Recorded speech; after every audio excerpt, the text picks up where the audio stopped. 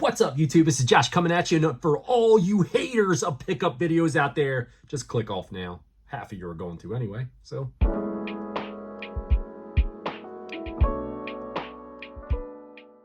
So welcome back, you guys. So like I said, this is a pickups video, so I know some of you are probably getting ready to click off right now, but at least hold out a couple minutes so you can see what beer we have before you click off. And the rest of you, buckle up, because I waited too long to do this. Like I said before, it's actually 2 months worth of pickups, so I should have did this a while back. The beer we have, though, we have not had a porter on the channel in a while, and this is a pretty excellent one. I've sipped a little bit of it.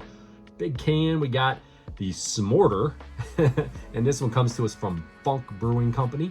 They're out of Emmaus, Pennsylvania. That's about a 2.5 hour drive or so. It's north of Philly. It's near Allentown, I do believe, Lehigh Township. This one comes in at 6%, and as I said, I've sipped on it a little bit already, and it's an excellent porter and a perfect name for it as well, because you really do get a good bit of that marshmallow chocolatey hit off of this. Big time, big time. It's got that smoky kind of, I don't really want to say smoky, but kind of nutty type of flavor that you're used to getting when you get them with the porters. The nose is like big time chocolate, but definitely a tasty one. If you like porters, it's been a while, as I said, since I've had one on the channel. It's actually been a while since I've had one at all, even to drink. Been doing way too many IPAs, but this is a good one right here. If I ever get a chance to get up that direction, I will. If you guys are in that direction, definitely frequent Funk Brewing. Check them out. I love checking new breweries out. As you guys know, whenever I get out of town, I definitely check them out. I check them out around the local area. I kind of try to travel even a little further out. The wife and I kind of get some days once in a while where the two of us can just get out and have a good time, and we go out and we explore all kinds of different areas and always look for the breweries when we see them. So all right, so let's get this party started right here. We're actually just gonna go ahead and do 1 month, because it's just gonna take forever for us to get through 2 months worth of pickups. I know this is getting towards the end of February when I'm recording this, so these were the January pickups that I had that have just been sitting back here on my shelf waiting for me to show them off to you guys.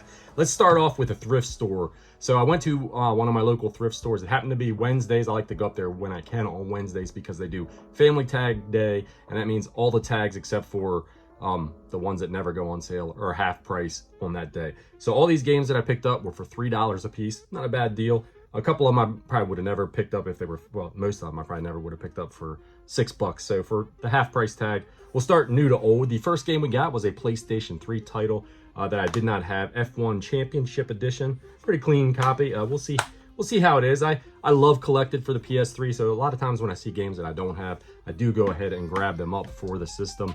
But I also don't keep every game that I get for the PS3. If it's something that I don't think I'm ever going to play, or that I just didn't like when I played it, we send it on its way.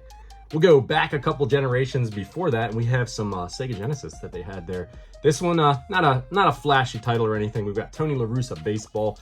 It is a nice EA complete copy, and complete to the point that it has this thick manual in here, but it's also got all of these stat cards for all the teams from back in 1992. So pretty cool. That's it's just a testament to all the good stuff that they used to give us for free with our games, and now we don't even get a game anymore, just get a download code. Blows. Anyway, so Sega Genesis, another one for the Sega Genesis, a little bit better, but it's a loose cart this time. We got Spider-Man, X-Men, Arcade's Revenge.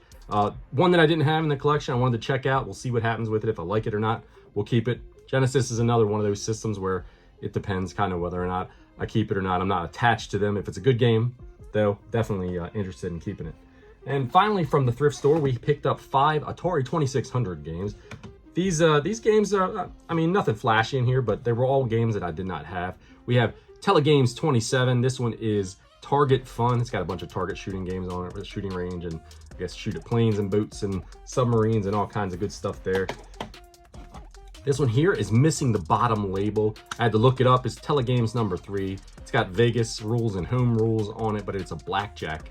I'm pretty sure this one's called just called blackjack on the end label. Another one that I'm missing the end label from as well, but this one looked pretty interesting. I don't think I've ever played it. Street Racer, a bunch of different games that you could choose from on there. And if you guys know anywhere to get quality end labels where we can clean this up a little bit and put a new label on it for the Atari that, you know, aren't going to break the bank, hit it up in the comments below. I'm definitely interested in doing that with some of the games that I intend to keep that are missing the labels like that. Classic one right here though, in combat. If you own a 2600, if you've ever owned a 2600, you've probably played this game. Definitely an excellent one. The tank game is and the tank Pong are two fond memories I have of the system from way back in the day. The final game we have is another one. I don't think I've played this version of baseball. It's called Home Run on the Atari 2600. But like I said, I don't think that was a bad deal for $3 a piece. If I come across Atari games, I don't collect hard for the system, but if I come across them and they're in that like $1 to $3 range and I don't have them, I'll probably pick them up for that. So not a bad deal for the thrift, not a bad deal at all. So everything else we picked up in the month of January was all retail stuff, various things at various places. First thing we have here is a Switch title. Still got the Walmart clearance sticker on it. It was a week or two after Christmas. I was going through the clearance aisle at Walmart just looking around and happened to see this laying on the shelf. And at $10.46, I was definitely going to snatch it up. It's Wreckfest on the Switch. It's still sealed. I haven't had a chance to open it up and play it yet. It just looks like a fun like a Destruction Derby style of game. So definitely, and for like I said, for that price, there's not many Switch games I'm gonna just pass on. We had our some deals at GameStop that they had going on. So we went in to use our $5 coupon, and they were doing the 4 for 10, 4 for 20 sale. Whereas it was if you could find 4 games for $5 or under, they were $10 for the 4 of them. If you could find 4 games for $10 and under, it was $20 for it. So I dug through everything that they had on sale there, and I could only find 1 game that was under $5. So I just bought that one outright for what they were asking for it. It was like $3.50 or something like that it was. And we have Neo on the PlayStation 4, one that I didn't have in the collection. I figured, what the hell, for $3.50, that's like buying it from like the thrift shop for sure. So definitely interested in checking out. Looks like some sort of samurai game. I know that there's a part 2 to this game as well.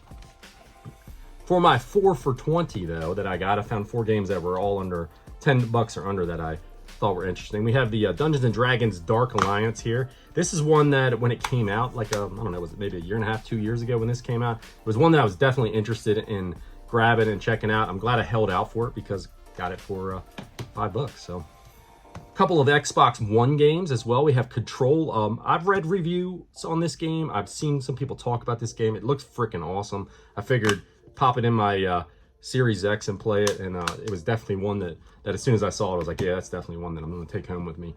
This was the only Far Cry game that I did not have of the series, so I figured I'd go ahead and snatch this one up. Far Cry 4, never played it. Hopefully at some point we'll be able to get into it. I think I'm going to prioritize Control first though, because it just seemed like that was a really cool game. But another good one to grab that I could play on my Series X as well. Picked up a Wii U game. Not an expensive one, obviously, but Mass Effect 3. I think I already have this on the trilogy that I have on the PlayStation 3, but I figured it was a Wii U title. I'm not sure if this one had any kind of paperwork insert. Some of them have manuals, some of them don't, but we'll call it complete. Fuck it. Good enough, right, for the Wii U. But that's pretty cool to grab that one. This one I saw there, and I didn't get this for any type of deal other than what it cost. It was a pretty good price on the game, and it was one that I wanted. We got Fear Files here. This is the standalone expansion pack for the series. There was 3 other games released in this series before this. I've only played the first game. I just played it this past year. Had an excellent time playing a great game. And I saw this one, and I looked the price of it up real quick because I thought this one was a little bit more of a steep priced game, but it's not super expensive now. I think it goes for in the $25 to $30 range, and I got it for $15 from GameStop, so I couldn't complain at all about that. Moving away from that style of retail, let's see, what should we do next? Let's do, you guys saw I put a video out a while back, a few weeks back or whatever, where I did a little collab with Gamer Aimer. So we've hooked up a couple times over the past couple months and just hung out, went game hunting, just had a good time, had some fun. So the very first time that we went out was the day that you saw the video that I put out, the pick 3, where we each recommended 3 games for one another. So these were the pickups from that day. The first place we stopped at was a toy store that is local to me, and we messed around in there for a little bit. We didn't really even record in there or anything, but they sell a little bit of video games, and we were checking out the toys and just walking around and talking and having a good time. I picked up a couple games from there though. I've got a Game Gear game. We got the Wile E. Coyote and Roadrunner Desert Speed Trap. I think this was only like $4, $4 or $5. So, and I think that's about what the going price for this one is. But once in a while, if I see a Game Gear game that looks interesting to me, I like the Roadrunner game on the original Nintendo, and I'm pretty sure I've played at least one that they had on like the Super NES or the Sega Genesis or something too. So I thought I'd give it a fly. We'll see what it's all about. I only picked up one other game from there though, and that was this twin pack Metroid Prime Echoes with the bonus disc inside of it. It just looked like a clean copy. It was priced out slightly underneath of I guess what the price charting value of the game is. And I already had a copy of Metroid Prime, but I just thought the twin pack was kind of cool to pick up, so I went ahead and snatched it up. Most excellent game for sure. You guys all know. Then at Vault Video Games, where we did our other little video, I did pick up Split Second. This was one of the 3 games that Brandy had recommended. A nice copy of it as well. Was stoked to get it. She talked it up very well in our little video, and it's a lot of fun. The game is a lot of fun, so I had to grab a copy of it because I had never played it before, and I didn't have a copy of it. So then I picked up 1 Nintendo 64 game for that set and 2 original Nintendo games for that set. The Nintendo 64 game we have is Micro Machines 64 Turbo. One that actually, to be truthful with you, I've been wanting to pick up for a while because I really enjoy the Micro Machines game that was on the original Nintendo. This one, I don't know, with the 3D, sometimes I think, and I love the Nintendo 64, but I think that generation sometimes tried to force the 3D too much on us. They probably could have did a better job if they wouldn't have went with that as kind of 3D miles. It's not that it's a bad game. The Nintendo 64 has some great racing games, but I don't know if I would call this one a great racing game. There's definitely better games on the system to check out, but I needed it for the set, so one more towards that. 2 original Nintendo games. The first one is F-117A Stealth Fighter. Not the greatest condition, but they cut me a little break on the price because of that, because of how it was a little rough. But I don't see this game around very often, so I figured, you know, I think this might only be like the second time I'd seen it for sale at one of my local shops. So I was like, all right, you know, it's not like destroyed or anything. It's playable copy. And it's good. It's good for the collection. It fills that spot that I needed for the collection. It's just another one of those Top Gun-esque style of games, dogfighting, you know, flying through the air style of games. They made a lot of them back in those times, and that's just another one. But I needed it for the set.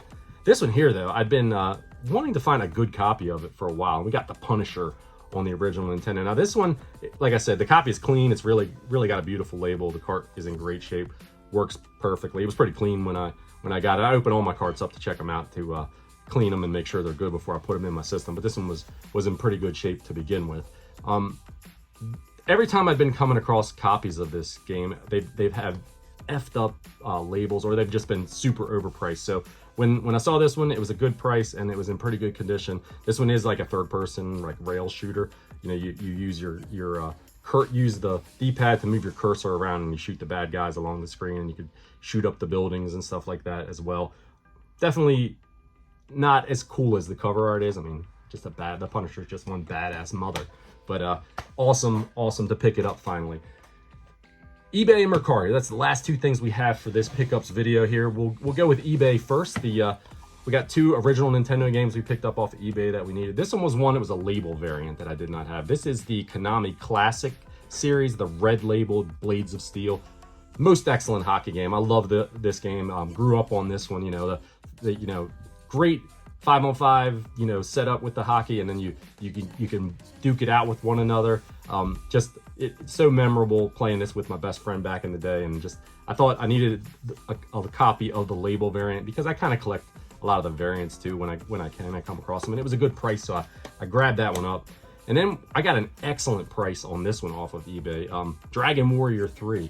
This game, typically, when I've been seeing it going for in that $90 to $100 range, lately anyway, over the past year or so, I got this game for $60. It was on bid, and it was coming to the end, and I was like, all right, I'm gonna throw a bid on it, see what happens. I don't expect to get much out of it, but it was at that point, I think it was running like $50 or $52. So I waited to the end. I threw down my bid. I think I bid like 62 and change or something, and boom, I got this bad boy for like $61, like $60 and change, something of that nature. But a good price, honestly, to get it that much cheaper. It's like $30 cheaper than.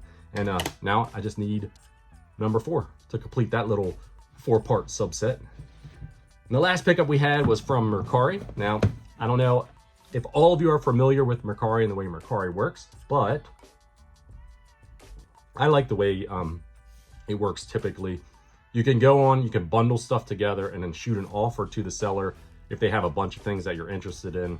Shoot an offer to them for a price, they can counter, they can accept, or you guys can negotiate back and forth. It's a lot different than eBay with I mean, I know eBay does have the buy it now, and eBay does have the make offer option on certain listings if the seller allows it, but on Mercari, everything is make offer. So that's what I like about it. So what I did was I found a couple games that I was interested in, and then I went to the seller's other listings and looked through everything he had. He had a bunch. I mean, I'm talking maybe 20, 25 original Nintendo games that I didn't have, which is it's pretty good because, you know, I'm well over 500 now. I think I'm like 525. So it's getting harder and harder to find ones that I don't have in the collection already. So I picked like 6 of them out that he had a pretty decent price on already, bundled them all together, and then threw him an offer, and he accepted it. So some people accept it, some people won't. It just depends on the seller, but you can make an offer on anything, and that's the cool part about it. The first game in that little bundle, Star Trek: The Next Generation. This was a later release. I remember this when this show was out. My dad was a huge Trekkie anyway, but he loved this. He never missed an episode of this show. I can remember him talking about how I'll play video games one day when they have a holodeck that I could play in. But the game itself, not a very good game. Unless I'm missing something, it didn't seem like it was a whole lot of fun when I was testing it out to check it out. And I don't know, maybe I should do a little research on it and figure out what I'm supposed to do a little more. Maybe it'll be more fun, but I don't know. Championship Pool. This is one of those games that's like around like a $20 game on the original Nintendo. It's just a billiards game, but it's like one of those games that's like $5 on the Super Nintendo. Same title of a game, and like I said, it's just a billiards game, but it's one that I needed for the set, so happy to get it. We got this one here. It came with a manual. It's missing the cover, the manual is, but it's Castilian. A weird little game. It's kind of like it's almost like a 3D platformer. You're working your way around these castles, and you're trying to work your way up, and there's obstacles that you have to dodge, or little different things that you have to do to progress up this castle. Not saying that I didn't think it was that much fun. It's definitely one that I want to give another go round to maybe give a proper try to, but one that I didn't have. Came with a little sleeve as well, so very cool. One here that's very cool. We got Prince of Persia. Really cool. The original, really cool, really beautiful condition cartridge right here as well. Platformer as well. I don't know, a lot of you, maybe if you're familiar with the series, are familiar with the original game. I've only played a little bit of it, so I haven't dug deep into it, but it seems kind of neat the way that you have to move across the levels by jumping and like climbing up over top of things, and then you have enemies that you engage in all through it. So definitely one that I want to spend some more time with, maybe get a little bit better of a review on it. In a clamshell, we have Times of Lore. This one's a little bit more salty of a title. I don't know. I don't even remember what this one goes for, but it's not a super common title. Dungeon crawler. Don't really remember much more about it when I popped it in to play it, to be honest with you. So it must not be that memorable. Either that, or I've just got a burnt out brain. That's probably more likely what it is. And then the final one we have is the last of the 3 Ultima games that I needed for the original Nintendo. We've got Warriors of Destiny, Ultima classic RPGs, top down, you know, create your party, go on out and explore the world and work your way through it. So definitely a cool one to grab as well. And this one came with the clamshell too. So stoked to get all that stuff. So added a number of original Nintendo games to the set for the month, and I had some good pickups all in all. So until next time, you guys I appreciate you guys hanging around for this little 20 minutes or whatever your time. And everybody out there, please take care of yourself. Cheers.